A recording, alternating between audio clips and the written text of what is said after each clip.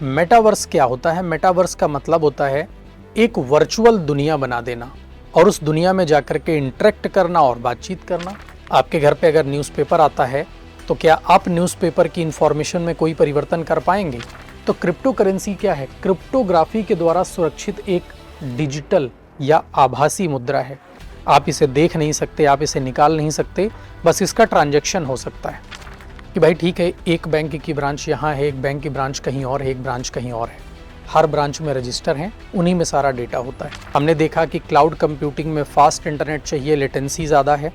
Edge computing में लो internet से काम चल जाएगा, लेटेंसी थोड़ी कम है। हेलो नमस्कार साथियों, स्वागत है आप सभी का दृष्टि आईएएस में। आज हम इस प्रज्ञान सीरीज़ के अगले वीडियो में मिल रहे हैं और आज हम लोग आर्टिफिशियल इंटेलिजेंस के आगे एक और ज़रूरी टॉपिक पर बात करने वाले हैं। आज का हमारा जो टॉपिक रहेगा ये सूचना और प्रौद्योगिकी है, जिसको हम कहते हैं इंफॉर्मेशन टेक्नोलॉजी। अब आर्टिफिशियल इंटेलिजेंस हमने पिछले वीडियो में बात किया था, उसी से जुड़ी हुई कुछ और तकनीकें हम इसके अंतर्गत भी पढ़ते हैं। तो चलिए देखते हैं कि आज के इस वीडियो में हम किस विषय पर चर्चा करने वाले हैं। आज के इस टॉपिक में सबसे पहली बात हम पढ़ेंगे डिस्ट्रीब्यूटेड लेज़र टेक्नोलॉजी DLT के बारे में। इसके बाद हम बात करेंगे ब्लॉकचेन टेक्नोलॉजी के बारे में, क्रिप्टो करेंसीज के बारे में, भारत की डिजिटल करेंसी केंद्रीय बैंक डिजिटल मुद्रा CBDC के बारे में, भारत में ब्लॉकचेन का क्या स्कोप है, वेब का इवोल्यूशन क्या है, वेब का विकास क्या है, मेटावर्स के बारे में बात करेंगे जो कि 5G का एक बहुत बड़ा कॉन्सेप्ट है, ऑगमेंटेड रियलिटी और वर्चुअल रियलिटी जो कि 5G के नए बेनिफिट्स हैं, क्लाउड कंप्यूटिंग, एज कंप्यूटिंग जो कि कंप्यूटर प्रोसेसिंग के नए टाइप हैं, डेटा प्रोसेसिंग लेटेंसी और इंटरनेट ऑफ थिंग्स के बारे में हम लोग बात करेंगे। आप इन टॉपिक्स को पढ़ते ही ये बात समझ गए होंगे कि ये UPSC के आज के समय पर पूछे जाने वाले क्वेश्चंस के सबसे पसंदीदा टॉपिक्स हैं, यानी UPSC का फेवरेट टॉपिक है ये सब। और हर साल हमें इसके क्वेश्चन देखने को मिलते हैं, 26 में भी हमें इसके क्वेश्चन देखने को मिले थे। तो आइए देखते हैं इसके बारे में क्या क्या इंपॉर्टेंट डिटेल्स हैं। तो सबसे पहले आज हम बात करने वाले हैं डिस्ट्रीब्यूटेड लेज़र टेक्नोलॉजी। अगर मैं आपको आसान भाषा में बताऊं कि ये क्या है, तो पहले हम एक कोऑर्डिनेशन मेंटेन करते हैं एक सिंपल लैंग्वेज का। देखो, आप जानते हो कि जैसे हम बैंक की बात करें तो बैंकों में क्या होता था, पुराने ज़माने में जब कंप्यूटर सिस्टम नहीं हुआ करते थे और मैनुअल हाथों से लिख कर काम चलता था, तो बैंकों में बहुत बड़े बड़े रजिस्टर होते थे। इन बैंकों में कोई व्यक्ति अपने खाते में कितनी राशि को जमा कर रहा है और कितनी राशि को निकाल रहा है, इनपुट और आउटपुट बही खाता बनाकर रखा जाता था। बही खाते का मतलब ही होता है कि आप इसको क्या कर रहे हैं, मेंशन कर रहे हैं आना और जाना। तो ये रजिस्टर में होता था। जिस रजिस्टर में ये सब लिखा जाता था उसे लेज़र कहा जाता था। आज उसी बही खाते को अगर हम डिजिटल प्लेटफॉर्म पर ले आएँ तो वही आपकी डिस्ट्रीब्यूटेड लेज़र टेक्नोलॉजी है। लेकिन यहाँ पर एक कहानी है। लेज़र टेक्नोलॉजी तो समझ में आता है कि ये क्या होती है, यानी कि वही जो बही खाता लेज़र था उसको हमने क्या कर दिया, ऑनलाइन कर दिया।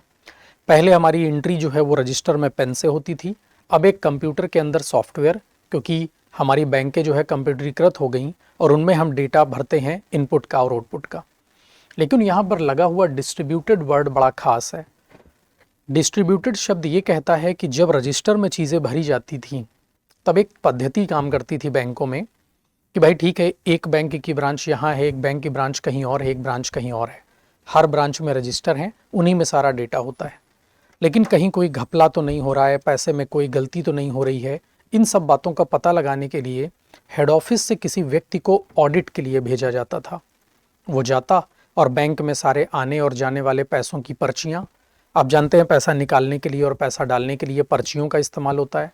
उन पर्चियों को इकट्ठा करना, उन पर्चियों से लेज़र को मिलाना, इन सब से ये पता किया जाता था कि कहीं कोई घपला तो नहीं हुआ है, कहीं कोई धोखेबाजी तो नहीं हुई है। लेकिन आज के समय पे ये सब नहीं करना पड़ता। क्यों? सारी ब्रांचेस कंप्यूटरीकृत हैं। कंप्यूटर में एक सॉफ्टवेयर है। कंप्यूटर का जो सॉफ्टवेयर है वो केवल उसी ब्रांच तक सीमित नहीं है। उस सॉफ्टवेयर में की जाने वाली एंट्री अलग अलग जगहों की ब्रांचेस से की जाएंगी, लेकिन हेड ऑफिस में उसका एक्सेस है। इसी को बोलते हैं डिस्ट्रीब्यूटेड लेज़र टेक्नोलॉजी। पहले रजिस्टर सिर्फ ब्रांच तक सीमित था, वापस आना होता था देखने के लिए। अब बैंकें जो भी एंट्री वगैरह करती हैं वो सारी एंट्री हेड ऑफिस में अपने आप शो हो जाती है।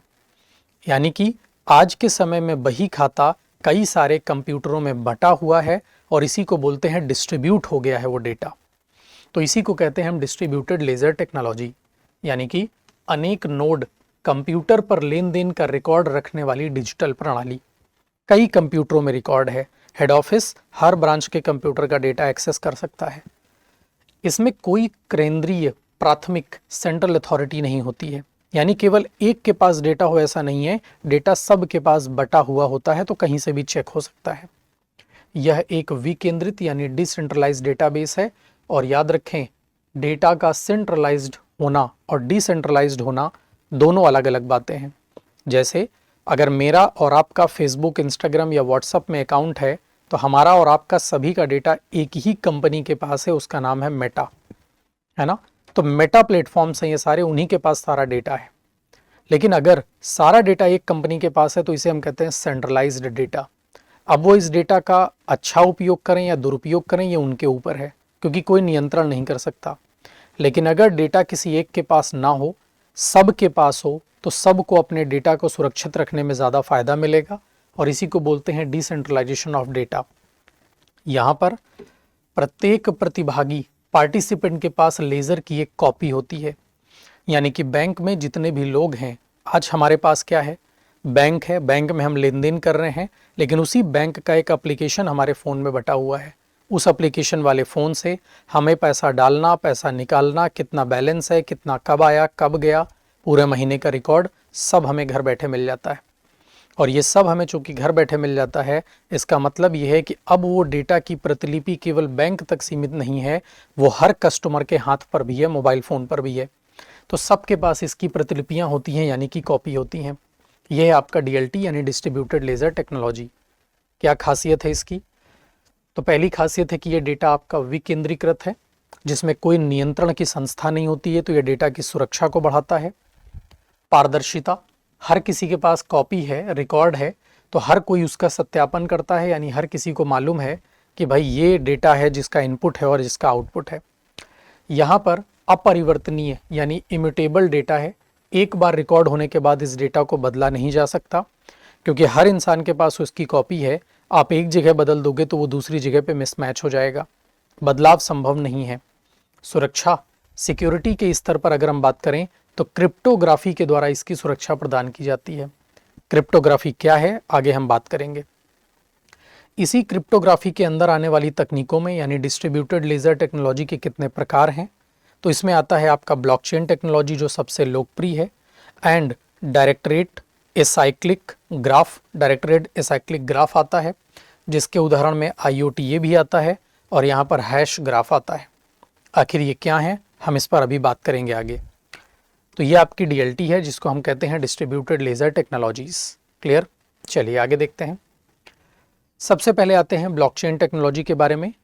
सबसे लोकप्रिय तकनीक है डेटा को सुरक्षा प्रदान करने की, और अगर ये डिस्ट्रीब्यूटेड लेज़र टेक्नोलॉजी है, इसका मतलब ये किसी भी प्रकार के बही खाता लेन देन को डिस्ट्रीब्यूट करता है, जिसकी प्रतिलिपियाँ अनेक कंप्यूटरों में हर व्यक्ति के पास हो सकती हैं।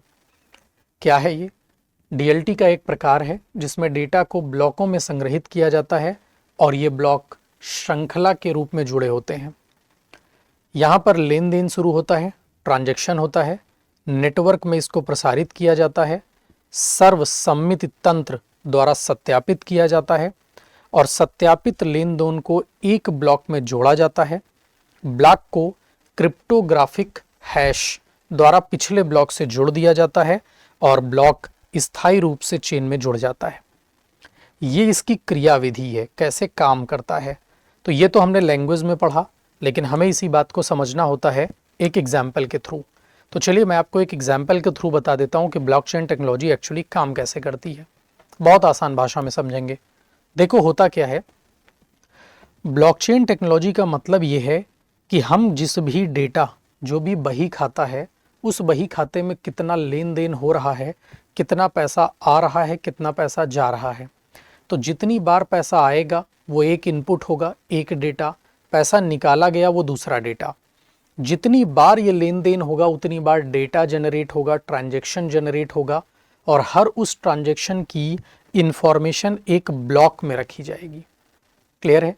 यानी यहाँ पर एक ब्लॉक का मतलब है एक लेन देन, एक बही खाते का सत्यापन है। यहाँ पर हमने यहाँ पर एक बार का, चलो मान लो मैंने तुम्हें 10 रुपए भेजे गूगल पे पे एक ब्लॉक, तुमने बदले में मुझे 100 रुपए वापस किए दूसरा ब्लॉक।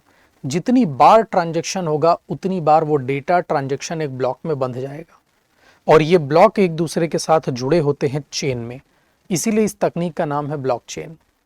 लेकिन ये सुरक्षित कैसे है? तो इसके दो प्रकार हैं। पहला प्रकार क्या है? पहला प्रकार ये है कि जैसे मान लीजिए कि कोई ट्रांजैक्शन हुआ और उस ट्रांजैक्शन का रिकॉर्ड इस एक ब्लॉक में बंद हो गया। जैसे ही ट्रांजैक्शन का रिकॉर्ड इस एक ब्लॉक में बंद होगा, यहाँ पर एक हैश नंबर जनरेट हो जाएगा। यहाँ पर क्या जनरेट होगा? यहाँ पर एक हैश नंबर जनरेट हो जाएगा। हैश नंबर शब्द का इस्तेमाल किया जा रहा है, आप सिंपली इसे समझिए कि यहाँ पर एक नंबर जनरेट हो जाएगा। ठीक है, एक नंबर जनरेट होगा और वो नंबर इस ब्लॉक के ऊपर लिख दिया जाएगा। ये नंबर ऑटोमेटिक जनरेटेड है, जैसे ओटीपी ऑटोमेटिक जनरेट होता है। यानी जैसे ही ट्रांजैक्शन हुआ, डेटा एक ब्लॉक में गया और उस ब्लॉक में एक नंबर लिख दिया गया। ठीक है, जैसे ही ये नंबर लिख दिया गया, इस ब्लॉक का नंबर और ब्लॉक का डेटा फिक्स। फिर ट्रांजैक्शन हुआ, डेटा दूसरे ब्लॉक में गया और हमने इस दूसरे ब्लॉक में भी एक नंबर जनरेट कर दिया। ठीक है, लेकिन एक ट्रांजैक्शन के बाद दूसरा ट्रांजैक्शन हुआ है, तो जैसे जैसे ट्रांजैक्शन हो रहा है उसमें एक नंबर तो जनरेट हो ही रहा है, लेकिन साथ ही साथ पहले ब्लॉक का नंबर दूसरे ब्लॉक में नीचे लिखा जाएगा।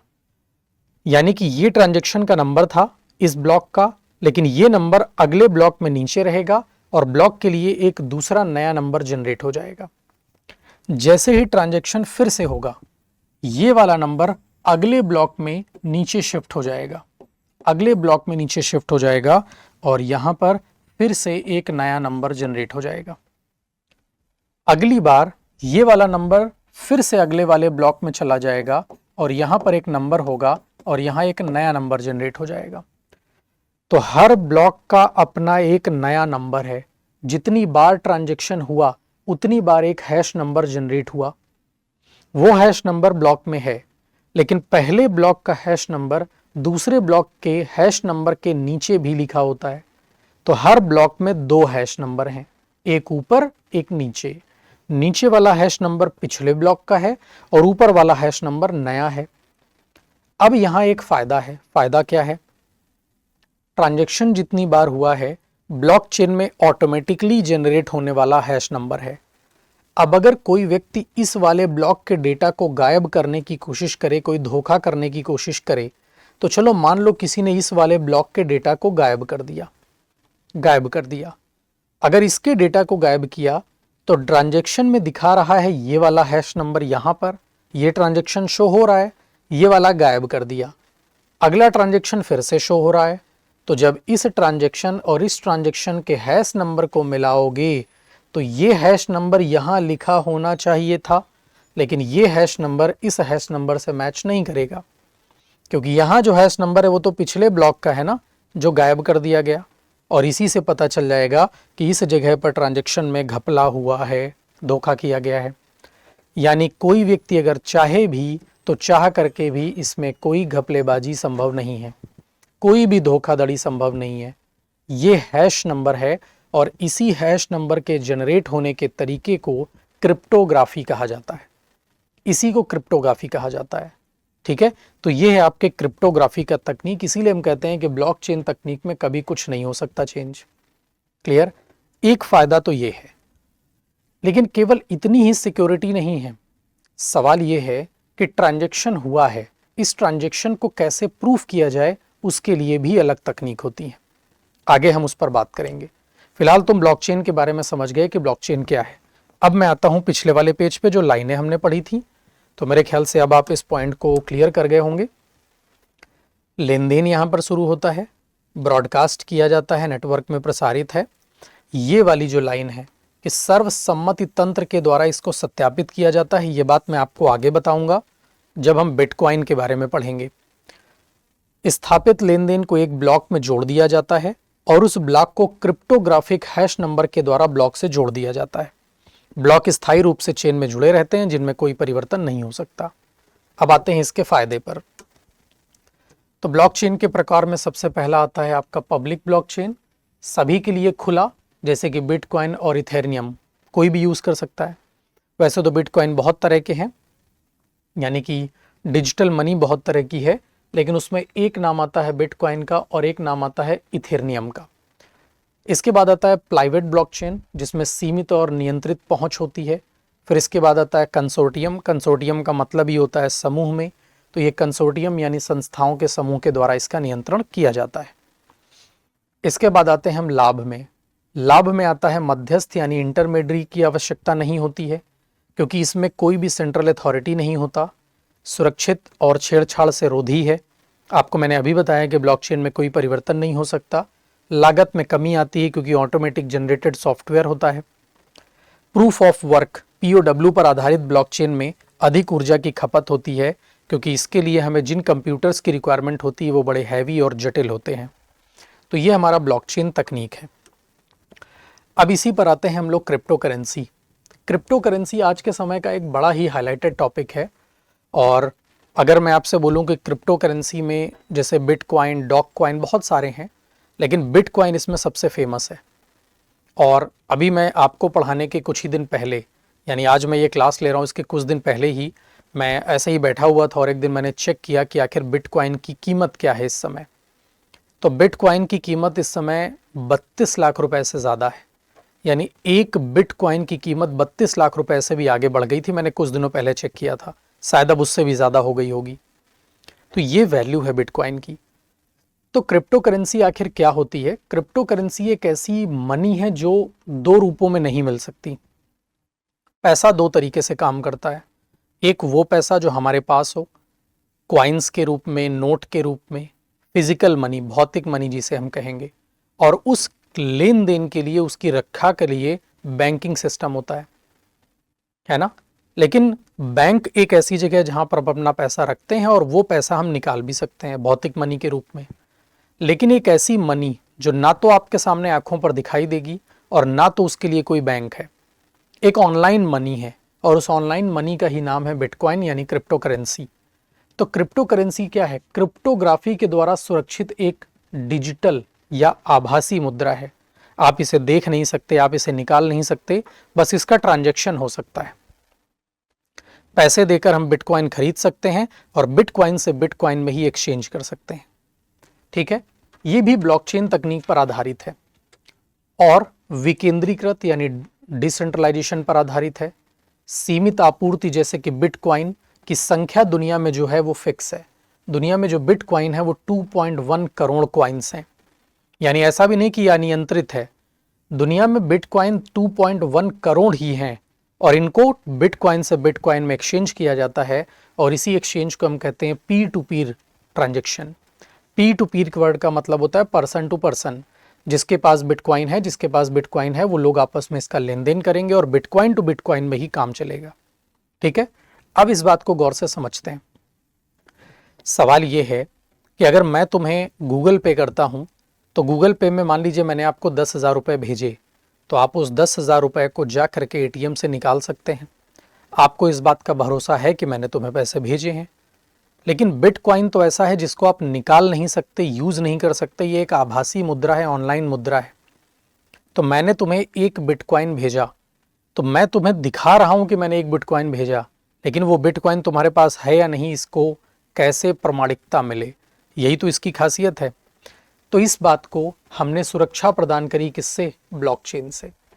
तो बताओ, मैंने तुम्हें एक बिटकॉइन भेजा, इस बात पर भरोसा इस बात से तो करोगे कि ब्लॉकचेन तकनीक में जब भी कभी कोई ट्रांजैक्शन होता है, एक ब्लॉक जनरेट हो जाता है जिसमें वो डेटा लिखा होता है, और एक हैश नंबर जनरेट हो जाता है जो कभी मिटाया नहीं जा सकता। इस बात से ब्लॉकचेन तकनीक बिटकॉइन के लेन देन को सुरक्षा प्रदान करती है। लेकिन भरोसा और बेहतर हो सके, इसके लिए एक दूसरा तरीका भी है।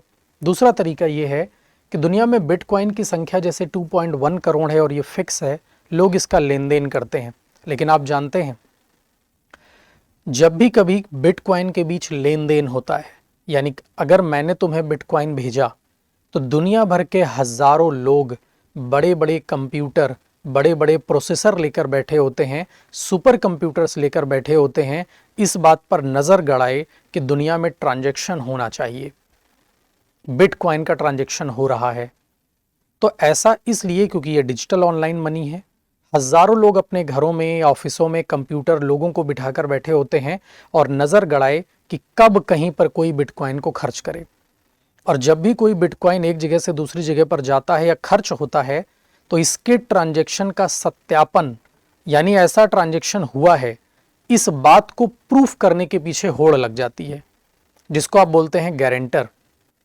जैसे अगर मैं तुम्हें 10,000 रुपए दूं तो ऑनलाइन भेजूं तो उसका रिकॉर्ड होगा, लेकिन अगर हाथ में पैसे दे दूं 10,000 तो इसका रिकॉर्ड तो होगा नहीं। कल को आप झूठ बोल दो कि मैंने पैसे नहीं दिए, तो क्या करेंगे हम? किसी एक तीसरे व्यक्ति को खड़ा करेंगे और उस तीसरे व्यक्ति को बोलेंगे कि देखो भाई, तुम्हारे सामने मैं 10,000 रुपए दे रहा हूं इसको, कल को अगर ये झूठ बोलेगा कि नहीं दिए हैं तो हम इससे पूछ लेंगे। यही तो तरीका है सत्यापन का।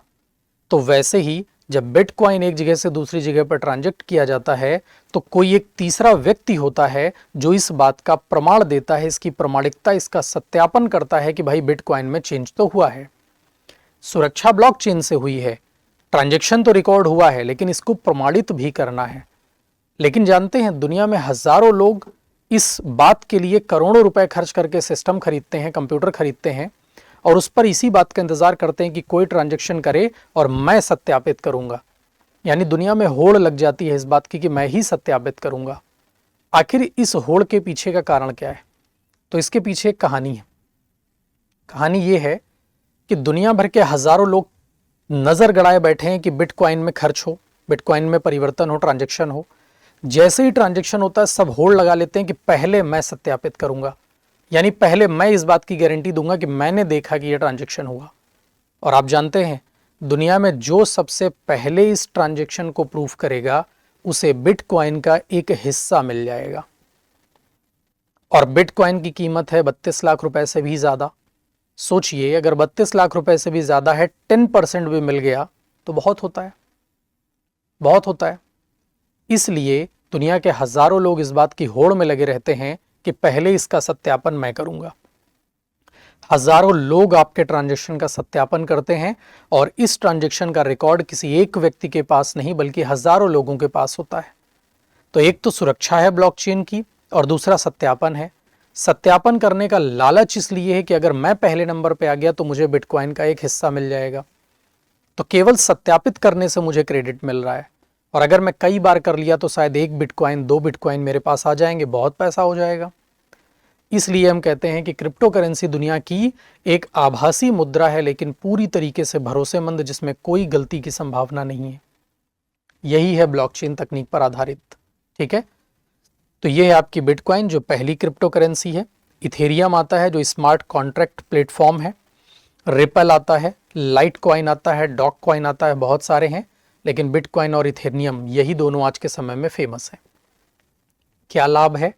इनमें से तेज अंतर्राष्ट्रीय भुगतान हो सकता है, वित्तीय समावेशन हो सकता है, कम लेन देन लागत है क्योंकि ये ऑनलाइन ट्रांजैक्शन होता है, लेकिन यहाँ पर कुछ तरह के जोखिम भी आते हैं, जैसे कीमतों में अत्यधिक उतार चढ़ाव, यानी कि अगर आपका सेंसेक्स घटता बढ़ता है तो वहाँ से परिवर्तन भी आता है। जैसे बिटकॉइन बहुत महंगा है। साइबर धोखाधड़ी एवं हैकिंग, अभी तक तो ऐसे केसेस नहीं देखे गए, लेकिन चूंकि यह डिजिटल प्लेटफॉर्म है तो इसका खतरा हमेशा बना रहता है। अवैध गतिविधियों में उपयोग, आप जानते हैं दुनिया भर में जितनी भी अवैध गतिविधियां होती हैं उसके लिए ट्रांजैक्शन बिटकॉइन में ही होता है। शायद आपने सुना होगा वेब सिस्टम के बारे में, जिसमें एक होता है सरफेस वेब, हम लोग जिसका उपयोग करते हैं गूगल वगैरह। एक होता है डीप वेब जो किसी कंपनी का ऑथराइज एक्सेस डेटा होता है, और एक होता है डार्क वेब। डार्क वेब में सारे क्रिमिनल एक्टिविटीज़ होते हैं, और डार्क वेब को एक्सेस करने के लिए अलग तरह के सॉफ्टवेयर, अलग तरह के सिस्टम और परमिशन चाहिए होती है। लेकिन डार्क वेब में जो भी लेन देन होता है, जो भी खरीद और बेच होती है, उन सब में ट्रांजैक्शन बिटकॉइन पर ही होता है, क्योंकि ये फिजिकल मनी नहीं है तो आसान होता है। तो इन विधियों में इसका उपयोग भी हो रहा है, और इसके लिए अभी नियमन बहुत ज़्यादा नहीं है। उसका कारण दुनिया भर के हर देश में बिटकॉइन लागू नहीं है। जैसे भारत में भी अभी बिटकॉइन लागू नहीं है। भारत ने ऐसा इसलिए कहा क्योंकि भारत कहता है हम खुद का अपना डिजिटल मनी लागू करेंगे। इंडियन मार्केट के लिए बिटकॉइन अभी उतना सुरक्षित नहीं है, तो हमने इसे लागू नहीं किया है। तो इसके रेगुलेशंस का भी दुनिया भर में काफ़ी अभाव देखने को मिलता है। तो यह है आपकी क्रिप्टो करेंसी यानी कि आपका बिटकॉइन। ठीक है, मेन बातों की बात करें तो क्रिप्टो करेंसी एक डिजिटल या वर्चुअल मुद्रा है जो क्रिप्टोग्राफी की सहायता से सुरक्षित है, विकेंद्रित है। इसका कोई केंद्रीय प्राधिकरण यानी बैंक या सरकार नहीं होती है। सभी लेन देन जो है ब्लॉकचेन पर रिकॉर्ड किए जाते हैं, ब्लॉकचेन तकनीक पर रिकॉर्ड किए जाते हैं। तो ये बड़ा सुरक्षित मामला है आज के समय में। अब आते हैं हम लोग अपनी भारत की डिजिटल मनी। इंडिया ने कहा हम खुद की अपनी मनी लॉन्च करेंगे। तो ये है हमारा केंद्रीय बैंक डिजिटल मुद्रा यानी सेंट्रल बैंक डिजिटल करेंसी। तो ये डिजिटल करेंसी है लेकिन लॉन्च करी है हमारी अपनी सेंट्रल बैंक यानी कि आरबीआई ने। तो इसको हम कहते हैं सीबीडीसी। ये केंद्रीय बैंक द्वारा जारी की गई फिएट मुद्रा है यानी डिजिटल करेंसी है।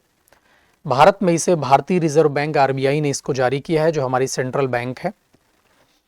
इसको नाम दिया गया है डिजिटल रुपया। अभी ये भारत में बहुत इनिशियल स्टेज पर है, इसके ट्रायल्स चल रहे हैं। आगे जाकर के इसे भी आम नागरिकों को उपयोग करने का मौका मिलेगा। इसके तहत हम देखें कि किस तरह से इसका उपयोग करते हैं। तो अभी इसका उपयोग जो चल रहा है वो रिटेल में चल रहा है। रिटेल मतलब बड़ी लेन देन की जगहों पर ट्रांजैक्शन में चल रहा है। रिटेल में आप कह सकते हैं कि जो बड़े बाजार होते हैं उनमें काम आ रहा है। आम जनता के लिए भी ये उपयोगी है, आगे जाकर उपयोग होगा। और यहाँ पर डिजिटल नगद, डिजिटल कैश की तरह होगा।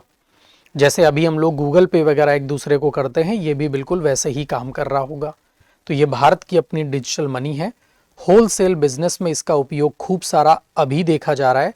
तो रिटेल में और होलसेल में इसका उपयोग देखने को मिलता है। रिटेल मतलब खरीदने और बेचने में आम जनता इसका उपयोग करेगी डिजिटल मनी के रूप में, और होलसेल के रूप में बैंक और वित्तीय संस्थाओं के लिए इसका उपयोग देखा जा रहा है। अभी ये ट्रायल फेज में है, आगे जाकर के ये हमारे जीवन में लागू हो जाएगा। डिजिटल रुपए की विशेषता क्या है कि ये भी आपका एक लीगल टेंडर है यानी कि वैध मुद्रा है। भारत में इसकी वैधता है तो इसको लीगल टेंडर माना गया है। आरबीआई द्वारा समर्थित है ये। भविष्य में ऑफलाइन भुगतान की सुविधा भी इसमें दी जाएगी और तेज भुगतान और निपटान सेटलमेंट बहुत फास्ट हो सकेगा। नकदी प्रबंधन की लागत को कम करेगा। भुगतान प्रणाली अधिक कुशल हो जाएगी, बेहतर हो जाएगी। वित्तीय समावेश को बढ़ावा मिलेगा और मौद्रिक नीति के बेहतर क्रियान्वयन में सहायता करता है। चुनौतियों की बात करें तो गोपनीयता संबंधी चिंताएं हैं इसको लेकर के अभी भी, क्योंकि दुनिया को ज़्यादा इसके बारे में पता नहीं है। साइबर सुरक्षा का जोखिम हमेशा होता है, सभी ऑनलाइन प्लेटफॉर्म्स पर होता है। बैंकिंग प्रणाली पर इसका प्रभाव, जैसे कि जमा राशि में कमी। अब आप जानते हैं बैंकों का सिस्टम ही इस बात पर चलता है कि वहाँ कितना पैसा जमा है, लेकिन अगर सब कुछ डिजिटल मनी के रूप में आ जाएगा तो बैंकों में लोग पैसा रखेंगे ही नहीं। ये भी एक नुकसान हो सकता है। और डिजिटल विभाजन, डिजिटल डिवाइड का मतलब ये है कि भारत में अभी भी बहुत सारे ऐसे लोग हैं जो ऑनलाइन या डिजिटल डिवाइसेस या प्लेटफॉर्म्स का इस्तेमाल नहीं करते हैं। ये मनी सोसाइटी के कुछ लोगों को तो काम देगी, लेकिन कुछ लोग इसका उपयोग नहीं कर पाएंगे। इसी को बोलते हैं डिजिटल डिवाइड। तो ये समस्या भी अपने आप में जुड़ी हुई है। तो ये आपकी सीबीडीसी, जिसको हम बोलते हैं अपनी सेंट्रल बैंक की हमारी करेंसी है। तो ये इसके बारे में हम लोगों ने सारी डिटेल समझ ली है। भारत की अपनी डिजिटल मुद्रा है। आगे देखते हैं। अब सवाल ये है कि भारत में भी ब्लॉकचेन तकनीक को लागू किया गया है। ये बहुत नया मामला है, चल तो बहुत दिनों से रहा था। भारत सरकार इस बात को कह रही थी कि भारत में भी ब्लॉकचेन तकनीक का उपयोग होना चाहिए। धीरे धीरे इसका उपयोग हमने शुरू किया। आरबीआई के द्वारा डिजिटल रुपए का पायलट प्रोजेक्ट। तो जैसे मैंने कहा ना कि अभी डिजिटल रुपी जो है वो ट्रायल में है, तो भारत में भी डिजिटल मनी सीबीडीसी को ट्रायल के रूप में जब यूज़ किया जा रहा है तो उसमें ब्लॉकचेन की सुरक्षा का उपयोग है। क्योंकि डिजिटल मनी है तो ब्लॉकचेन तो चाहिए होगा, तो हम उस पर इसका उपयोग कर रहे हैं। लेकिन भारत में ब्लॉकचेन तकनीक का हमने भू अभिलेख में, लैंड रिकॉर्ड में भी उपयोग शुरू किया है, सप्लाई चेन के प्रबंधन में उपयोग किया है, और ई गवर्नेंस, सरकार गवर्नमेंट योजनाओं में इसका उपयोग कर रही है। नियामकीय स्थिति की बात करें तो क्रिप्टो करेंसी पर प्रतिबंध नहीं है। भारत में प्रतिबंध नहीं है, लेकिन अभी तक हमने इसको अपनाया भी नहीं है।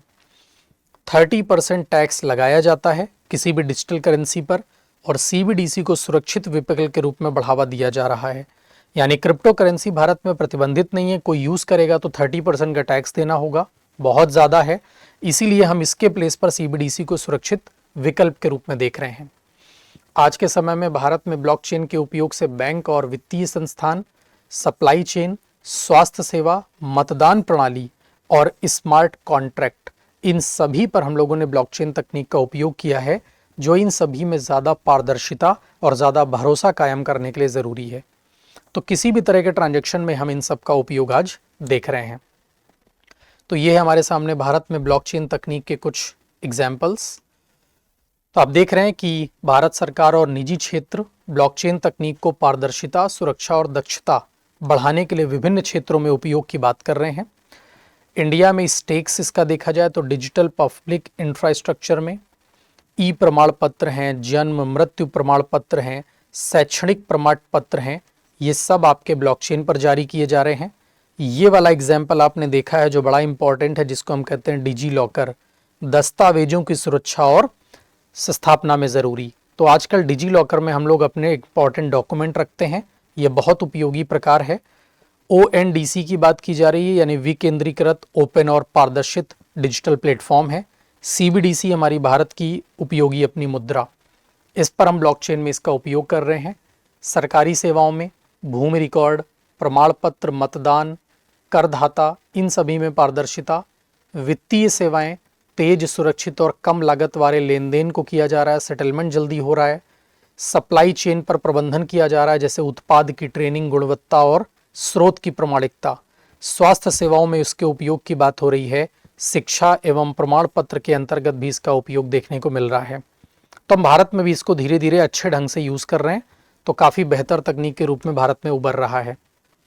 अब हम आते हैं भारत में वेब के एवोल्यूशन पर। वेब एवोल्यूशन, आप जानते हैं वेब एवोल्यूशन का मतलब क्या है। वेब एवोल्यूशन की कहानी बस सिंपली इतनी है कि हम चीज़ों को डिजिटल प्लेटफॉर्म पर लाना चाहते हैं, उसके लिए हमें वेब एवोल्यूशन की रिक्वायरमेंट है, यानी वेब की रिक्वायरमेंट है। तो जैसे रोज़ सुबह हम एक न्यूज़पेपर पढ़ते हैं, तो न्यूज़पेपर हमारे सामने होता है फिजिकल प्रारूप में, भौतिक प्रारूप में।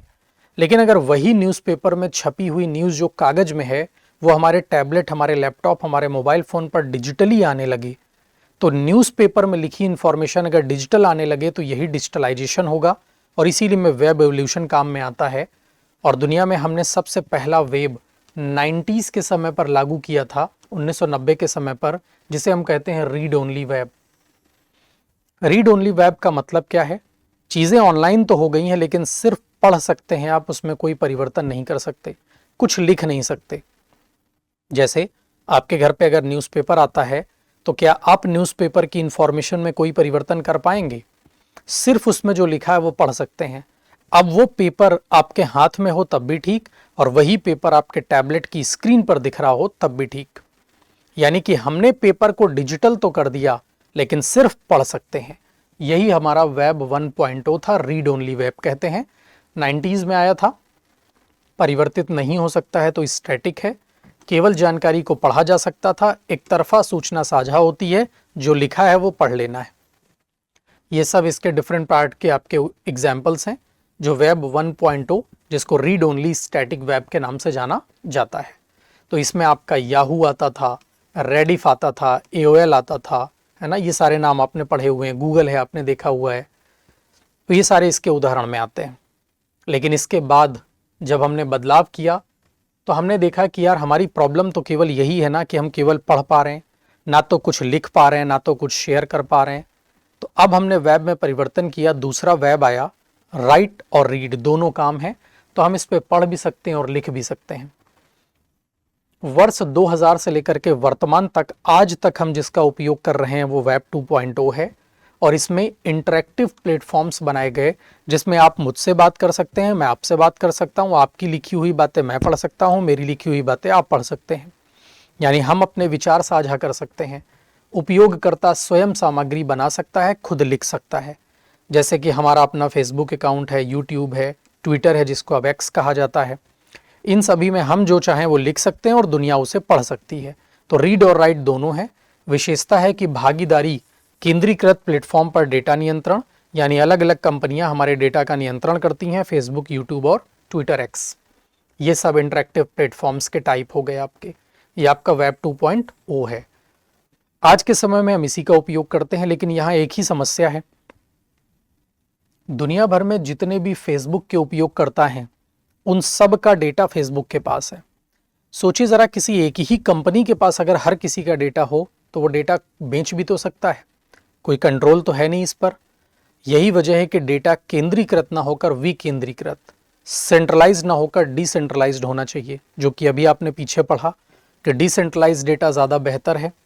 और इसी बात को लाने के लिए हम वेब 3.0 लागू करना चाहते हैं, जिसमें रीड राइट का तो टाइप होगा ही, साथ में ये ओन वेब होगा, यानी हर व्यक्ति इसका मालिक होगा। तो लिखना, पढ़ना और साथ में सभी इसके मालिक, यानी डिस्ट्रीब्यूट हो जाएगा सभी लोगों में, कोई केंद्रीय अथॉरिटी नहीं होगी इसकी। तो इंटरनेट की अगली पीढ़ी है ये, जिसमें हम ब्लॉकचेन, कृत्रिम बुद्धिमत्ता और विकेंद्रीकरण पर आधारित होगा। तो विशेषताओं में सबसे पहला तो डिसेंट्रलाइजेशन ही है। डेटा का स्वामित्व उपयोगकर्ता के पास होगा। सिमेंटिक वेब होगा, जिसमें जब चाहें तब परिवर्तन कर सकते हैं। ट्रस्टलेस सिस्टम होगा, जिसमें कंप्लीटली भरोसा किया जा सकता है। स्वामित्व होगा, गोपनीयता होगी और पारदर्शिता होगी। स्वामित्व क्यों? क्योंकि ये ओन वेब है। गोपनीयता क्यों? क्योंकि इसमें ब्लॉकचेन है। और पारदर्शिता क्यों? क्योंकि ये AI जनरेटेड सिस्टम पर होगा, हर किसी के बाद डिस्ट्रीब्यूट होगा, यानी कि विकेंद्रीकृत है, तो हर कोई इसको देख पाएगा, यानी पूरी तरीके से पारदर्शी। तो इसमें फ्यूचर में आने वाले पार्ट कुछ ऐसे होंगे जिनको लेकर के प्लानिंग तो बनी है, लेकिन अभी इसको लागू करने से पहले कुछ और ज़रूरी टेस्ट बाकी हैं, चिंताएं हैं, उन चिंताओं को दूर करना ज़रूरी है। तो भविष्य में आने वाला वेब 3.0 होगा। अभी हमारा 2.0 ही चल रहा है। तो ये फ्यूचर की प्लानिंग है। अब हम आते हैं अपने अगले कॉन्सेप्ट पे, जिसको हम बोलते हैं मेटावर्स, जो कि 5G की एक बड़ी तकनीक है। मेटावर्स क्या होता है? मेटावर्स का मतलब होता है एक वर्चुअल दुनिया बना देना और उस दुनिया में जाकर के इंटरेक्ट करना और बातचीत करना। जैसे ये एक आभासी यानी वर्चुअल 3D दुनिया है, जहां उपयोगकर्ता अपने अवतार के माध्यम से एक दूसरे से संवाद करते हैं, इंटरनेट का इमर्सिव अनुभव करते हैं। अब आपने हो सकता है कि हॉलीवुड की एक मूवी देखी हो जिसका नाम है जुमांजी। तो जुमांजी एक गेम है, लेकिन उस गेम में सारे लोग अंदर चले जाते हैं। तो गेम के अंदर चले गए तो उस गेम में सब कैरेक्टर बन गए, एक वर्चुअल दुनिया। उस दुनिया के अंदर हम खुद को पा रहे हैं, लेकिन किस रूप में पा रहे हैं? वर्चुअल फॉर्म में पा रहे हैं। जैसे तुमने देखा होगा, लोग PUBG गेम खेलते रहते हैं, उसमें लोग सेलेक्ट कर लेते हैं कि मैं इस अवतार में रहूँगा। हमने भी बचपन में इसको देखा है कि हम वीडियो गेम खेल रहे हैं, वीडियो गेम में एक रिमोट हमारे पास, एक दोस्त के पास है, दोनों लोग अपने अपने को फाइट कर रहे हैं और फाइट करने के लिए अपने अपने अवतार चुनते हैं। तो किसी वर्चुअल दुनिया में खुद की उपस्थिति तो है, लेकिन किस प्रारूप में है? वर्चुअल प्रारूप में, अवतार के रूप में। इसी को हम मेटावर्स का नाम देते हैं। जैसे इसके अंतर्गत ही आते हैं आपके मेटा प्लेटफॉर्म्स आते हैं, फॉरेंट्रीन आता है और रॉब्लॉक्स आता है। तो ये अलग अलग एग्जाम्पल्स होते हैं। अब ये आपके मेटावर्स की कहानी। तो देखो, ये है मेटावर्स। वर्चुअल ऑफिस बना रखा है, वर्चुअल शॉपिंग मॉल बना रखा है, लोग वर्चुअल दुनिया में घूम रहे हैं, गेम्स खेल रहे हैं, सोशल कनेक्शंस कर रहे हैं। तो ये सारा कंप्लीटली कैसा दिखाई दे रहा है आपको? वर्चुअल दिखाई दे रहा है। तो मेटावर्स एक आभासी और इंटरैक्टिव डिजिटल ब्रह्मांड है, जहां लोग अवतार के माध्यम से एक दूसरे से जुड़ते हैं, कार्य करते हैं। अवतार मूवी आपने देखी होगी, है ना? जुमांजी मूवी आपने देखी होगी, उन सब में यही काम था, इसी मेटावर्स का उपयोग। 3D वर्चुअल पर्यावरण होता है, रियल टाइम कनेक्टिविटी, यानी एक साथ सब लोग वहाँ पर होंगे, बातचीत कर पाएंगे। शिक्षा के क्षेत्र में, प्रशिक्षण के क्षेत्र में, सोशल कनेक्शन के क्षेत्र में, गेमिंग और मनोरंजन के क्षेत्र में, ई-कॉमर्स और वर्चुअल मार्केट के क्षेत्र में, व्यापार और वर्चुअल ऑफिस के क्षेत्र में, स्वास्थ्य सेवा और टेली मेडिसिन के क्षेत्र में, कला और संस्कृति के क्षेत्र में इसके डिफरेंट टाइप के यूजेस भी देखने को मिलते हैं। कुल मिलाकर ये है, एक ऐसी दुनिया बना दो जो डिजिटल हो और उसमें हम खुद को अपने अवतार के रूप में प्राप्त कर पा रहे हों। ठीक है, तो वर्चुअल दुनिया का कॉन्सेप्ट है। इसी दुनिया के कॉन्सेप्ट में हमारे सामने आता है पहला वर्ड, जिसको हम कहते हैं ऑगमेंटेड रियलिटी। यूपीएससी ने इस पर सवाल पूछा हुआ है, कई बार पूछा हुआ है और बड़ा बेहतरीन सवाल पूछा है। लैंग्वेज को ध्यान से समझेंगे। ऑगमेंटेड रियलिटी क्या होती है? आप जानते हैं, ऑगमेंटेड शब्द का मतलब होता है बेहतर बनाना। किसको बेहतर बनाना? रियलिटी को, वास्तविकता को बेहतर बनाना ऑगमेंटेड रियलिटी कहलाता है। ठीक है, इसकी खासियत क्या है? वास्तविक दुनिया, जैसे हमने मेटावर्स में क्या पढ़ा, दुनिया ही वर्चुअल है, उस वर्चुअल दुनिया में हम खुद को अवतार के रूप में ले जाते हैं और वहाँ पर वर्चुअली इंटरेक्ट करते हैं, सब कुछ आभासी होगा। लेकिन ये थोड़ा अलग है, यहाँ रियलिटी को बेहतर करना है। वास्तविक दुनिया वैसी की वैसी, लेकिन वास्तविक दुनिया में एक्सपीरियंस को बेटर करना है, इसी को बोलते हैं ऑगमेंटेड रियलिटी। ठीक है, अब अगर इसी को बोलते हैं ऑगमेंटेड रियलिटी तो ये कैसा कॉन्सेप्ट है? तो मान लो ऐसे, आजकल अगर तुम्हें एक अच्छा सा चश्मा खरीदना है, गॉगल्स खरीदने हैं या स्पेक्स खरीदने हैं, तो आप रेबन की वेबसाइट पे, लेंसकार्ट की वेबसाइट पे या फिर टाइटन आई की वेबसाइट पे चले जाओ। वो आपसे सेल्फी खींचने को कहेंगे और एक बार आप सेल्फी खींच कर डाल दें और आप अपने मोबाइल फ़ोन का कैमरा ऑन रखेंगे, फ्रंट कैमरा ऑन रहेगा एप्लीकेशन में, और आप जिस फ्रेम को सेलेक्ट करेंगे वो फ्रेम आपके चेहरे पर ही आपको वर्चुअली बना करके दिखा देगा और आप अपने तस्वीर को देख पा रहे होंगे। बेटर एक्सपीरियंस कि आखिर ये चश्मा वर्चुअली हमने पहना दिया, कैसा लगेगा हमारे ऊपर। फ्लिपकार्ट, अमेजोन में अगर आपको कोई शॉपिंग करनी है, बेड सोफ़ा खरीदना है, तो उस बेड सोफ़ा को आप अपने कमरे में कैसा दिखना है देख सकते हैं। वहाँ पे एक ऑप्शन आता है view in your room, click करेंगे और अपने मोबाइल फ़ोन का कैमरा, बैक कैमरा अपने आप ऑन हो जाएगा और जिस कॉर्नर पे रखना उधर बैक कैमरे को ऑन रखिए, आपको स्क्रीन पे दीवार भी दिखेगी, कमरा भी दिखेगा और वहीं कमरे में वो वर्चुअल सोफ़ा बना करके दिखा देगा। तो आपको बेटर एक्सपीरियंस मिलेगा। इस तरह की चीज़ें जो हम लोग करते हैं वो हमारा ऑगमेंटेड रियलिटी का पार्ट है। लेकिन एक बात याद रखें, ऑगमेंटेड रियलिटी में वास्तविक दुनिया में वर्चुअल दुनिया जोड़ दी जाती है, लेकिन वास्तविक दुनिया वैसी की वैसी रहती है। यानी वास्तविक दुनिया में डिजिटल तत्व को जोड़ देना और वास्तविक वातावरण को बेहतर बनाना, जैसे पोकेमैन गो, इंस्टाग्राम और स्नैपचैट के फिल्टर्स वगैरह होते हैं। शिक्षा में, स्वास्थ्य में और रियल एस्टेट में इसका उपयोग देखने को मिलता है। तो यह है देखो वर्चुअल प्लेटफॉर्म्स का तरीका। ठीक है, तो ऐसा कुछ है नहीं, लेकिन वर्चुअली हम यहाँ पर बनाकर देख सकते हैं। तो ये वर्चुअल फॉर्मेट है। चलिए अगला आता है वर्चुअल रियलिटी। और वर्चुअल रियलिटी में नाम ही लिखा हुआ है वर्चुअल रियलिटी, पूर्णतः आभासी। यहाँ वास्तविक दुनिया है ही नहीं, केवल आभासी दुनिया है। सब कुछ आभासी दुनिया है और अगर आभासी दुनिया है तो हमें वास्तविक दुनिया से कटना होगा और इसीलिए इसको करने के लिए हमें ग्लास पहनना होता है, जिसको वर्चुअल ग्लास कहते हैं, और वो हमारी आंखों को पूरा ऐसे चारों तरफ से बंद कर देता है। ये देखो, ये पहना हुआ है, पूरा बंद कर दिया इसने। तो अब आप वास्तविक दुनिया नहीं देख रहे हो, अब आप सिर्फ उसके अंदर जो दुनिया आपको दिखाई जा रही है आप उसी में है। यह है वर्चुअल। तो पूर्णतः आभासी वातावरण तैयार करता है। इसको हम वर्चुअल रियलिटी के हेडसेट की आवश्यकता से ही पढ़ सकते हैं। जैसे ऑकुलस रिफ्ट है, वीडियो गेमिंग का सिस्टम है, तो गेमिंग में, सैन्य प्रशिक्षण में और सिमुलेशन में। ये सिमुलेशन क्या होता है? जैसे आजकल तुमने देखा होगा, अगर कार ड्राइविंग सीखनी है तो आप मारुति सुजुकी के शोरूम में चले जाओ, ट्रेनिंग सेंटर पे चले जाओ, वहाँ पे वो आपको एक कंप्यूटर बना करके दे देंगे सामने और एक सीट और गियर बॉक्स। आप बैठोगे एक सीट पर, लेकिन बिल्कुल ऐसा लगेगा स्क्रीन में देखकर जैसे आप गाड़ी के अंदर बैठे हो। तो आप गाड़ी चलाओगे, गियर यहाँ बदलोगे, सीट भी हिलेगी, ब्रेक वगैरह भी लगाओगे अपने हाथ पैर से, तो करोगे सब कुछ प्लेटफॉर्म पर यहीं पर, लेकिन वो सब दिखाई कहाँ पर देगा आपको? फाइनली स्क्रीन पर। तो आपको लगेगा आप गाड़ी के अंदर हो, रोड पे आप गाड़ी चला रहे हो। तो बेटर एक्सपीरियंस मिल जाता है हमको यहाँ से। ठीक है, तो ये काम हम इसमें करते हैं, यानी इसमें गेमिंग का तरीका तो है ही। सैन्य प्रशिक्षण की बात करें तो वर्चुअली मॉक ड्रिल्स कराई जाती हैं और इन मॉक ड्रिल्स में लोग सीख सकते हैं कि आखिर हमारी ड्रिलिंग कैसी होगी, एक्चुअल एटमॉस्फेयर कैसा होगा। तो वही फीलिंग आता है वर्चुअल रियलिटी में। तो इस तरीके से सीखने में भी इसका उपयोग हमें देखने को मिलता है वर्चुअल प्लेटफॉर्म्स पर। इसके आगे आते हैं क्लाउड कंप्यूटिंग के कॉन्सेप्ट पर आते हैं। ये आज के समय के कंप्यूटर की दुनिया के कुछ बेसिक से पार्ट हैं। और क्लाउड कंप्यूटिंग की अगर हम लोग बात करें तो क्लाउड कंप्यूटिंग कंप्यूटर का एक ऐसा सिस्टम है जिसमें हम लोग इंटरनेट के माध्यम से स्टोरेज, प्रोसेसिंग और सॉफ्टवेयर जैसी कंप्यूटिंग सेवाओं की उपलब्धता को देखते हैं। यानी आप ये कहिए कि इंटरनेट के माध्यम से स्टोरेज है, प्रोसेस है, सॉफ्टवेयर है, इनकी क्लाउडिंग सेवाएं। क्लाउडिंग सिस्टम का मतलब है ऐसी सेवाएं जो आपके कंप्यूटर की वास्तविक मेमोरी, हार्ड डिस्क का उपयोग ना करके एक वर्चुअल मेमोरी का उपयोग करें, जो कि ड्राइव यानी कि वर्चुअल दुनिया में है। बर्डन डेटा का आपके डिवाइस पर नहीं पड़ेगा और प्रोसेसिंग फास्ट हो जाएगी। डेटा का प्रसंस्करण केंद्रीकृत डेटा सेंटरों में होता है, यानी कि आपके सिस्टम पर लोड ना पड़ करके वो सेंट्रल सिस्टम पर काम करेगा, जैसे कि अमेजॉन वेब सर्विसेज हैं, माइक्रोसॉफ्ट एजोर है, गूगल का अपना क्लाउड है। है ना। जैसे आजकल आप लोग अपने मोबाइल फ़ोन वगैरह में क्लाउड में फ़ोटो रखते हो जो आपके वर्चुअल डेटा पार्ट में रहती हैं।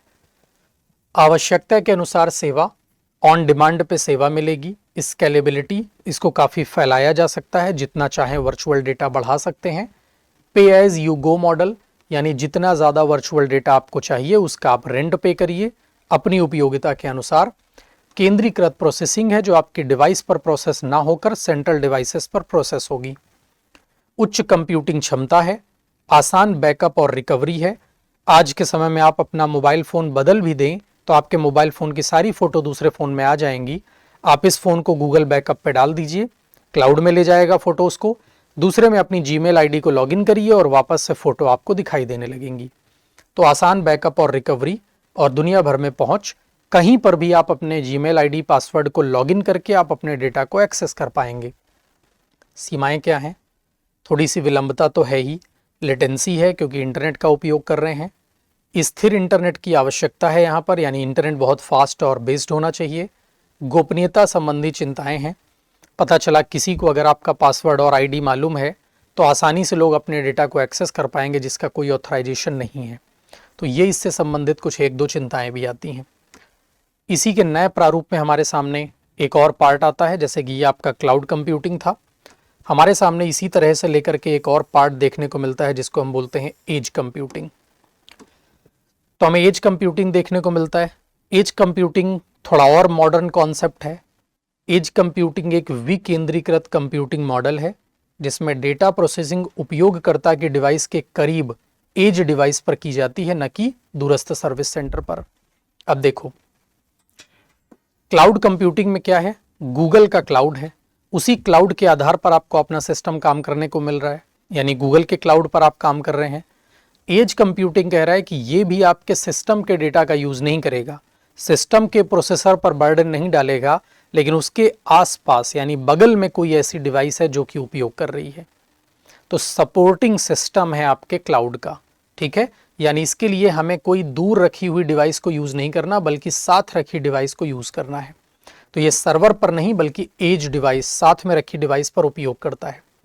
जैसे कि ये आपका क्लाउड है, क्लाउड में एज की लेयर है, कई सारे आपके प्रोसेसर लगे हुए हैं और इन प्रोसेसर्स से आप फाइनली अपना डेटा एक्सेस कर रहे हैं। यानी कि सीधे तौर पर हम क्लाउड से कनेक्टेड नहीं है। क्लाउड यहाँ था, डिवाइसेस यहाँ थी, अभी तक इनका डेटा डायरेक्टली इसमें था तो ये क्लाउड, लेकिन अब क्लाउड और आपके बीच में क्या है, अलग अलग सर्वर्स हैं। एज की लेयर है, ये कुछ कंट्रोल करेगा, ये कुछ कंट्रोल करेगा, ये कुछ कंट्रोल करेगा। डेटा नज़दीक में आएगा, ना कि डायरेक्टली क्लाउड में जाएगा। जैसे कि मान लीजिए स्मार्ट कैमरा, औद्योगिक सिस्टम पर इंटरनेट ऑफ थिंग्स हो गई, कनेक्टेड वाहन हो गए, मोबाइल डिवाइस हो गई, स्मार्ट सिटी का कॉन्सेप्ट है। इन सभी में हम इससे उपयोग देखने को रखते हैं। देखते हैं क्या क्या आता है। तो एज कंप्यूटिंग जो है वो डेटा का प्रसंस्करण डेटा स्रोत के पास ही किया जाता है। दूरस्थ स्थिर सर्वर पर भेजने की आवश्यकता नहीं होती है। स्मार्ट कैमरे में स्थानीय डेटा प्रोसेसिंग होती है, ये इसका बेस्ट उदाहरण है। तेज प्रतिक्रिया है, रियल टाइम अनुप्रयोग के लिए उपयुक्त है, स्थानीय प्रोसेसिंग से बेहतर गोपनीयता को रखता है। चूंकि ये पास में प्रोसेस किया जा रहा है तो लेटेंसी कम है, रियल टाइम प्रोसेसिंग बेहतर हो जाती है, कम बैंडविड्थ का उपयोग है, यानी इंटरनेट इसमें बहुत फास्ट नहीं चाहिए आपको। विकेंद्रीकृत प्रणाली है जो कि इसको बेस्ट बनाती है। सीमित कंप्यूटिंग क्षमता होती है, जटिल अवसंरचना है, उपकरणों की अधिक लागत है क्योंकि यहाँ पर हमें अलग अलग सर्वर या एज लेयर बनानी होती है जो कीमत और इनपुट कॉस्ट को थोड़ा सा बढ़ा देती है। तो ये हमारी अपनी एज कंप्यूटिंग का कॉन्सेप्ट है। अब हम समझते हैं कि आखिर ये डेटा प्रोसेसिंग की लेटेंसी क्या चीज़ होती है, जो दोनों में आया वर्ड है। हमने देखा कि क्लाउड कंप्यूटिंग में फास्ट इंटरनेट चाहिए, लेटेंसी ज़्यादा है। एज कंप्यूटिंग में लो इंटरनेट से काम चल जाएगा, लेटेंसी थोड़ी कम है। आखिर डेटा प्रोसेसिंग में लेटेंसी शब्द का मतलब क्या है? तो देखो, लेटेंसी का मतलब होता है किसी भी डेटा को प्रोसेस करने में कितना समय लगा। ये समय जितना कम होगा, जैसे मान लो आप यूट्यूब पे एक वीडियो प्ले करते हैं, प्ले बटन को दबाया, थोड़ी देर घूमा, प्रोसेस किया, फिर वीडियो चला। क्लियर? ये जो समय बीच में गया वो लेटेंसी है। जैसे 3G के टाइम पे होता था, बफरिंग जिसको आप कहते थे। आज आप 4G 5G यूज़ करते हैं, बटन क्लिक करते हैं, वीडियो तुरंत चल जाता है, यानी लेटेंसी कम हो गई है ना। तो लेटेंसी क्या है? डेटा को उत्पन्न होने और प्रतिक्रिया मिलने के बीच का समय होता है। आपने डाउनलोडिंग में फाइल को लगाया, डाउनलोड होने से पहले जितना समय लिया वो लेटेंसी है। इसमें एक लेटेंसी नेटवर्क की लेटेंसी हो सकती है, यानी डेटा के ट्रांसफ़र में विलंब। दूसरी है प्रोसेसिंग लेटेंसी हो सकती है, जो गणना प्रसंस्करण में विलंब करने को देखती है। इसके महत्व क्या हैं? स्वायत्त वाहन, ऑटोनॉमस व्हीकल, स्वास्थ्य निगरानी और online gaming. Edge computing latency को काफ़ी कम कर देता है और इसीलिए आजकल क्लाउड कंप्यूटिंग से बेहतर कॉन्सेप्ट माना जा रहा है किसको? एज कंप्यूटिंग को। ठीक है, लास्ट पे आते हैं हम लोग। डेटा प्रोसेसिंग लेटेंसी के कॉन्सेप्ट को आपने देख ही लिया। जैसे यहाँ पर है सेंसर और डिवाइस है जो डेटा उत्पादित कर रहा है, फिर उस डेटा को ट्रांसमिट कर रहे हैं तो कुछ समय लग रहा है, फिर उस डेटा को प्रोसेस करने में कुछ समय लग रहा है, फिर उस डेटा को परिणाम के रूप में दिखाने में कुछ समय लग रहा है। ऐसे ही कहा जाता है कि अगर लेटेंसी जो है वो 0 से 50 मिलीसेकंड की हो तो ये कम है। जैसे कि 5G में एक मिलीसेकंड की लेटेंसी है, 1 मिलीसेकंड, है ना। तो 50 से 200 मिलीसेकंड के बीच आएगी तो कम लेटेंसी, या मध्यम होगी और कम है 0 से 50। तो 5G में क्या खासियत है? लेटेंसी बहुत कम है, 1 मिलीसेकंड है। इसके बाद 200 से 500 मिलीसेकंड लग जाए तो उच्च है, और 500 से ज़्यादा लग जाए तो बहुत हाई लेटेंसी। ये पुराना ज़माना था। अब कुछ जगहों पर मध्यम लेटेंसी और कुछ जगहों पर कम लेटेंसी है। तो आज के समय में लेटेंसी की सुविधा जो है काफ़ी कम हो चुकी है। अब लास्ट में आते हैं इंटरनेट ऑफ थिंग्स। ये आज के समय का एक बड़ा बेहतरीन सा कॉन्सेप्ट है, और इंटरनेट ऑफ थिंग्स में बहुत आसान भाषा में समझिए, ऐसी मशीनें जो इंटरनेट की मदद से जुड़ी हों और हमारे वॉइस कमांड पर काम करती हों, इंस्ट्रक्शन पर काम करती हों। ठीक है, ये इंस्ट्रक्शन बोलकर भी दिए जा सकते हैं, एक्शन पर भी किए जा सकते हैं। जैसे आपने देखा होगा, शायद आप सबके पास भी कुछ मोबाइल फ़ोन होंगे और आप अपने मोबाइल फ़ोन से अपनी ही फ़ोटो खींचना चाहते हैं लेकिन कोई और नहीं है, तो मोबाइल फ़ोन को कहीं पर रख दीजिए, सामने खड़े हो जाइए, और उस कैमरे में एक ऑप्शन होता है कि सामने जाकर बस आप ऐसे हाथ दिखाएंगे तो 5 सेकंड का काउंट शुरू हो जाएगा। आपने ऐसे दिखा दिया तो 10 सेकंड का काउंटडाउन शुरू हो जाएगा, उसके बाद वो फ़ोटो क्लिक कर लेगा। कमरे में एसी लगी हुई है, बंद है, लेकिन आप कमरे के अंदर चले जाएं, बैठ जाएं, एसी ऑटोमेटिकली ऑन हो जाएगी। सेंसर्स की मदद से आपकी उपस्थिति, आपकी अनुपस्थिति को पहचानना, है ना। आप घर के अंदर हैं, सुबह आप उठे, नहाए, कपड़े पहने, रेडी हुए और आप ऑफिस चले गए। डोर लॉक नहीं किया, घर की लाइट्स ऑफ नहीं करी, लेकिन जब आप घर में नहीं होंगे तो मशीनों में लगे हुए सेंसर आपकी अनुपस्थिति को पहचानेंगे और अपने आप बंद हो जाएंगे। इंटरनेट से कनेक्टेड हैं, ऑटोमेटिकली ऑफ हो जाएंगे। डोर ऑटोमेटिकली लॉक हो जाएगा। इसी को बोलते हैं स्मार्ट होम या स्मार्ट लॉक। आपकी गाड़ी है, स्मार्ट लॉक है, बटन दबाया लॉक हो गई, स्मार्ट लॉक है। कहीं भी जा रहे हैं तो आप उसको अपने मोबाइल फ़ोन में ट्रैक कर पा रहे हैं। जैसे मेरे पास ग्रैंड विटारा है, मुझे ग्रैंड विटारा लेते समय मारुति सुजुकी की तरफ से एक एप्लीकेशन मिला जिसका नाम है सुजुकी कनेक्ट। मेरी कार मैं चला रहा हूँ या मेरा दोस्त लेकर गया हुआ है, मैं अपने मोबाइल फ़ोन पे उसको ट्रैक कर सकता हूँ कि मेरी गाड़ी कहाँ पर है। स्मार्ट, तो ये सब स्मार्ट डिवाइसेस हैं। आप एक घड़ी पहनते हैं, मोबाइल फ़ोन की कॉल आती हैं, मैसेज आते हैं, आप यहाँ से एक्सेस कर पाते हैं, स्मार्ट। आपके घर पे एलेक्सा है, वॉइस कमांड पर चलता है, वो भी स्मार्ट। तो ऐसी मशीनें जो हमारे इंस्ट्रक्शन पर चलें, सॉफ्टवेयर और सेंसर पर चलें, लेकिन इंटरनेट जुड़े होने के बगैर तो नहीं, इन्हीं को बोलते हैं इंटरनेट ऑफ थिंग्स। इंटरनेट से जुड़ी भौतिक उपकरणों का नेटवर्क है जो डेटा एकत्रित एवं साझा करते हैं, एक दूसरे से साझा करेंगे। स्मार्ट होम, इस पर यूपीएससी सवाल पूछ चुकी है। इसके बाद आता है वेरिएबल डिवाइस, जो मैंने घड़ियों का एग्जाम्पल दिया। औद्योगिक सेंसर, यानी किसी फैक्ट्रीज में लगे हुए सेंसर, जैसे बिल्डिंगों में फायर सेफ्टी अलार्म लगे होते हैं या किसी भी तरह के सेफ्टी अलार्म लगे होते हैं, फिजिकल बैरियर लगे होते हैं जिनकी मदद से आप क्रॉस करेंगे तो वो आपको डिटेक्ट करेंगे। तो ये सब कुछ औद्योगिक सेंसर। आईओटी के प्रमुख घटक क्या क्या होते हैं? तो इंटरनेट ऑफ थिंग्स में भाई डिवाइस होनी चाहिए और उस डिवाइस में सेंसर और एक्चुएटर होना चाहिए। तो एक्चुएटर क्या करता है? डिवाइस को सेंसर की मदद से कनेक्ट करता है। कनेक्टिविटी आपकी इंटरनेट या 5G से होनी चाहिए। डेटा प्रोसेस जो होगा वो एज में या क्लाउड में होगा, उपयोगकर्ता इंटरफेस होगा जिसकी मदद से वो काम करेगा। IoT में एज और क्लाउड कंप्यूटिंग दोनों की भूमिका होती है। अगर एज कंप्यूटिंग है रियल टाइम डेटा प्रोसेसिंग करेगा, क्लाउड कंप्यूटिंग है तो डेटा स्टोरेज, एनालिसिस और थोड़ी देर के बाद दीर्घकालीन प्रबंधन में हमारी मदद करेगा। तो ये हमारा इंटरनेट ऑफ थिंग्स है। ये आप देख सकते हैं, ये हमारे इंटरनेट ऑफ थिंग्स की कहानी है। स्मार्ट लाइट, आप कमरे में हैं तो बल्ब जल रहा है, कमरे से आप चले जाएंगे लाइट ऑफ हो जाएगी। स्मार्ट AC, आप बैठे हुए हैं, आप जग रहे हैं तो AC ज़्यादा कूलिंग करेगी। सो जाएंगे आप तो अपने आप कूलिंग कम कर देगी और आप कमरे से चले जाएंगे तो बंद हो जाएगी। आपकी वेरेबल डिवाइसेस हैं, आपके शरीर की मॉनिटरिंग करती हैं।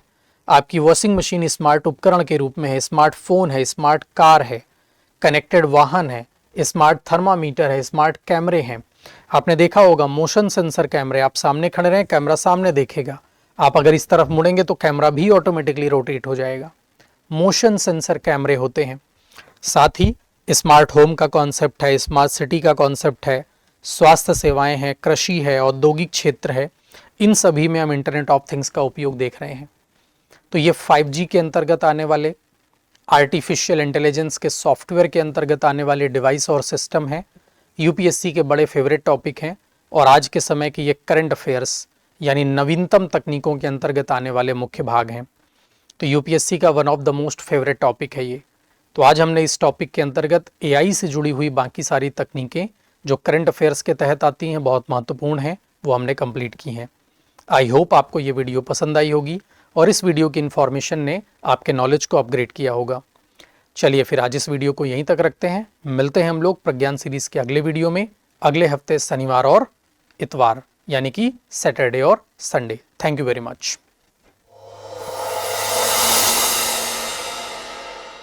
अब एग्जाम की तैयारी को और बेहतर करने के लिए हमारे चैनल को लाइक, शेयर और सब्सक्राइब करना ना भूलें।